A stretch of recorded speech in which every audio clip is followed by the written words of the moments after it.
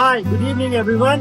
I am Dr. Ashish Gupta and right now I am deep inside a jungle somewhere in Darjeeling and with me is Mr. Mingma.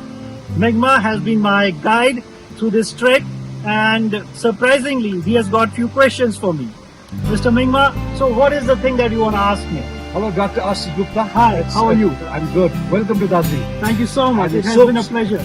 So good that you're so adventurous, including all of your family. Thank you. So, since I know that you're a cardiologist, and I have a few questions. The very first one is whether someone who has a heart problem, who has a heart cardio problem, whether they can travel or not. I think it's a wonderful question. So many patients ask me this.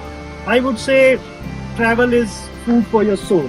So we don't want to limit the life of a patient who has got a stent. They can very safely travel just like we do.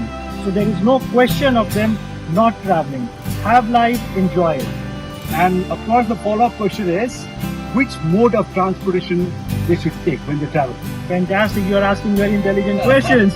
I would say they can travel by any mode. They can take a road trip, they can travel by ship, they can air travel, there is no problem. Only thing is if they have to make a really long flight like a 24-hour flight to the Western Hemisphere, they should break it. But other than that, no problem in travel. So good to know that you can, even if you have a heart problem, you can live the life as a normal people. The very last question for you, what precaution they should take? And since we work in a high altitude, like Darjeeling is in altitude, which is the maximum altitude that someone who has a cardiac problem can travel? I think it is very important. I will give you few tips to all the cardiac patients.